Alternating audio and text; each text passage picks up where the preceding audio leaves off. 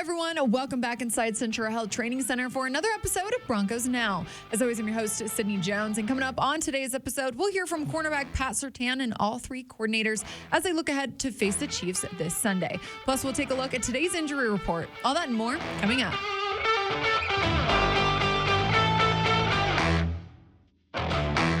Broncos were on the practice field again today as they continue to prepare to face the Chiefs at Empower Field at Mile High this Sunday. And we heard from offensive coordinator Joe Lombardi today about the run game and what he's seen from running back Javonte Williams. We're always hopeful that we can run the ball well. It helps everything. So, hopefully we can get the ground game going and keep with it. And the game's in a situation where we can do that. So it's always a goal every week. I feel like I'm seeing a really good running back. So, he's been productive and running hard. And so, I think we have.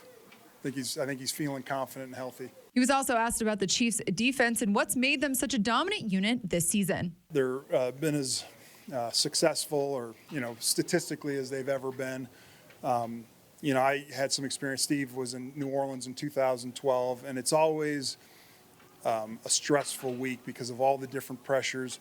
He's got a lot more, I don't know if courage is the right word, but, he calls some of his pressures out of schedule from what most defensive coordinators do. So every play you have to be ready for it, and it does limit you sometimes as far as some of the schemes you want to run because, some coordinators, you're like, hey, we know that we're getting these limited number of defenses. And so every play you put up against Steve, it's like, what happens if he zeroes here? What happens if he – and so it's a little bit of a cat and mouse game. And I think historically those kinds of defenses, you're always talking like, look, they may catch us once, but we'll catch them. And, people have been catching them a lot less this year than in years past. They're really doing a good job. And on the other side of the ball, defensive coordinator Vance Joseph talked about Patrick Mahomes and how they're preparing for him this time around. It's rare that you combine his instincts and his arm talent with how they run their scramble drill. If you watch their offense, it's the same plays, but the shade of it looks different because they all stop and find soft zones. So if you are in zone and he's buying time, you better get attached to the guy. So zone becomes man very quickly, but it's impressive to watch. And it's happening every single week, and teams are talking about it, right? And having plans to get attached earlier during the scrambles, but it's not happening. So we got to figure it out this week, but it's a tough out. Plus, cornerback Pat Surtain also spoke to the media today and discussed his thoughts on playing the Chiefs twice in 3 weeks. Yeah, it's very helpful. Because we could get an early eye on what we did wrong the first game, but also things that we did well against them early on. And, when the weeks go on, a lot of things change, but, nothing has changed as far as their scheme. A lot of things look the same. So we got a good eye for it, and, we're very confident going towards the game. He also talked about what it would mean for the guys in this locker room if they are able to get the win over the Chiefs. Yeah, a lot.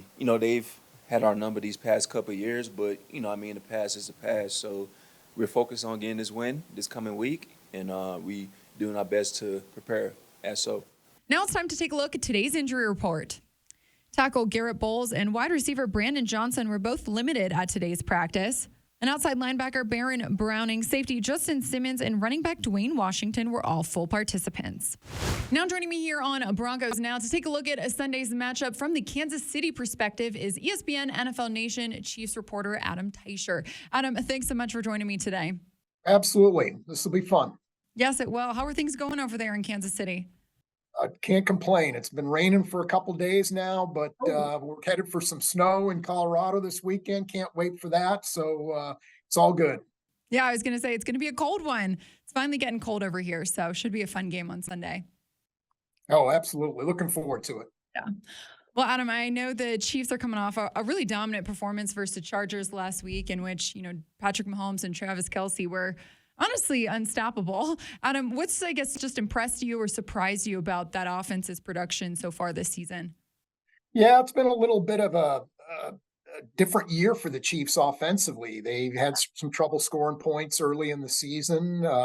They busted out of that recently, but last week against the Chargers, you remember that the Chiefs had the problems in the red zone 2 weeks ago against the Broncos. So it's been a different kind of year, and this is a different kind of Chiefs team, maybe not quite as dynamic as we've known them to be, but certainly far better defensively. So it's taken some getting used to, but it is a different version of the Chiefs, no doubt about it.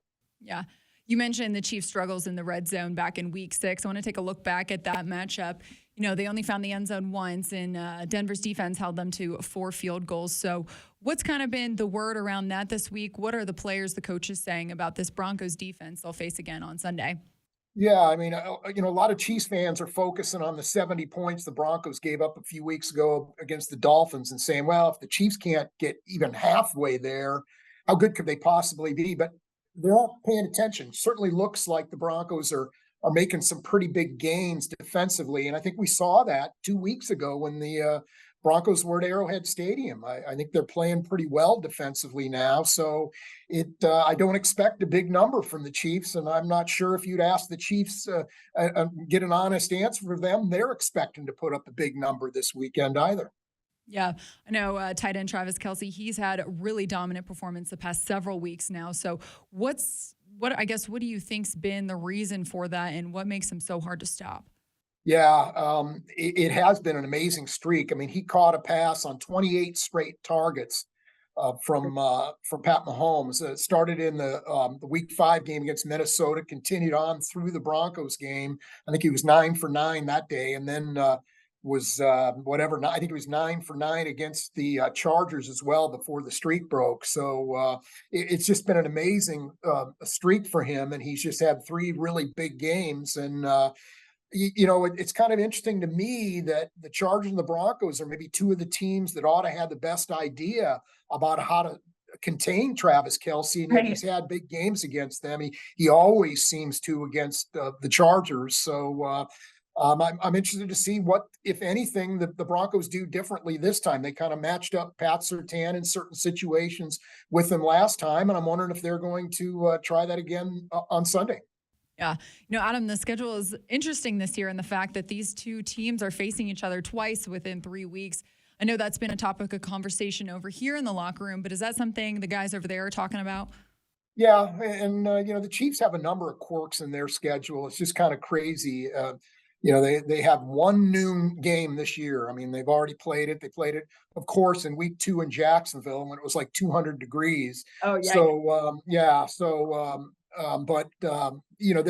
they're kind of used to weird things like this, but I don't remember anything quite like this with the Chiefs, a divisional opponent twice in 3 weeks. I know it happens around the league from time to time. It hasn't happened to the Chiefs for a while. And, a lot of people are wondering whether one team or the other holds anything back in the first meeting to say there's no holding back in the NFL. You start holding back and you run into problems. So I think both teams did what they felt like they had to do to win a game, and they're going to be doing that again on Sunday. Yeah. I know it is interesting the fact that the last matchup was on the Thursday night. So I know the Broncos players and coaches over here are excited to have a full week to prepare for this Chiefs game. So, Adam, looking at the Kansas City's defense now, I know linebacker Nick Bolton, he just had surgery on that wrist injury, and he's going to be out. Of course, he picked off Russell Wilson in that last matchup. So who's stepping up in his place that this Broncos offense maybe should be on the lookout for?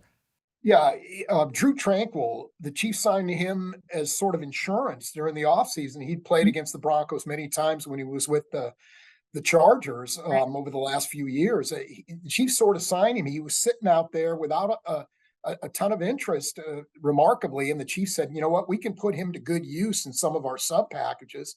And actually, Nick Bolton missed 3 games earlier in the year with an ankle injury. And he was obviously back by the Broncos game, but Drew Tranquil filled in and did a really nice job. I mean, the Chiefs really didn't miss a whole lot without Nick Bolton in there. They would love to have Nick Bolton. I don't think there's any way to portray this as a positive thing or good for the Chiefs. I mean, they're a better team when Nick Bolton's in their lineup, but they've missed very little with Tranquil in there. And I'm just sort of wondering with this Nick Bolton injury, the Chiefs are expecting to miss about 6 games. So he should be back late in the regular season. And I'm wondering whether the Chiefs might not look back on this injury and Bolton himself look back on this injury as maybe a good thing, save a lot of wear and tear on a good player for the Chiefs who plays a lot and is a key part of their defense. I'm wondering whether they won't look back and say, you know what, this is pretty good. We kept them fresh for the end of the regular season and the playoffs. Yeah, definitely. Looking at the Chiefs defense, I guess as a whole, they did a really great job at shutting down Russell Wilson in that previous matchup, secondary specifically. I mean, how do you think they'll look to build off that previous performance? Yeah, it's the Chiefs have been very consistent defensively. They had a little bit of a rough patch in the first half against the Chargers. They gave up 17 points, but they shut out the Chargers in the second half. So it's just been they've got a lot they can go to, and it's impossible to predict what they're going to do against Russell Wilson. But they've got a lot they can do. They're linemen. They're so versatile up front. They can line up Chris Jones and really have a lot of their other regulars on the defensive line in a variety of spots to take advantage of any matchups they might like. And at the back end, they can do a lot of things, a lot of versatile players in their secondary as well. So they can do a lot of different things, and they do a lot of different things to match up with a particular opponent. So Steve Spagnuolo, their defensive coordinator, has a lot to work with this year, and he's using a lot of it.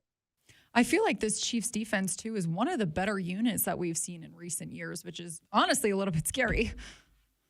Yeah, they've played well at times over the years. When the Chiefs won the Super Bowl in 2019, they weren't very good early in the year defensively, but got a lot better. And actually, I think it was over the last 6 weeks of the regular season, led the league in scoring defense. And then they went on to play well in the playoffs that year as well. And the Chiefs won the Super Bowl. So at times they've had good defenses, but not quite like this, not as good as they've been. I mean, the Chiefs are second in the league in scoring defense. So it is a remarkable thing from them that teams know they need to score points to beat the Chiefs. Nobody has really done that. The Lions got 21 with the defensive touchdown. They really only got 14 on the Chiefs defensively, but the Lions are the only opponent to get to 20 points so far this year. Well, Adam, last one here about the matchup. What do you think, or who do you think will be the matchup really to watch this weekend? Well, I always look at when the Chiefs are on defense. To me, that's that's where the game will be won or lost. I feel that a lot, believe it or not.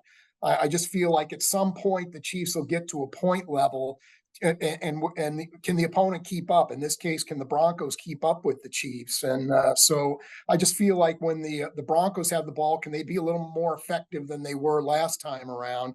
Limit the turnovers. Score more than one touchdown. If they can, I think this can be a very interesting game, more or less like the last one. I don't see it being as low scoring as that. So I think the Broncos need to get at least into the teens and probably into the 20s on Sunday. Yeah. It's always a close game when the Broncos and the Chiefs play each other. And I know for us over here, hoping the Broncos can break that losing streak versus the Chiefs. Adam, appreciate you joining the show today. Hey, anytime. This was fun. This was great. Make sure to bring your jacket on Sunday as well. I've already got it packed. Well, that'll do it for today's episode of Broncos Now, Broncos Country. Thanks so much for tuning in. I'll meet you right back here on the Broncos Podcast Network and YouTube tomorrow for a game preview. I'll see you all then.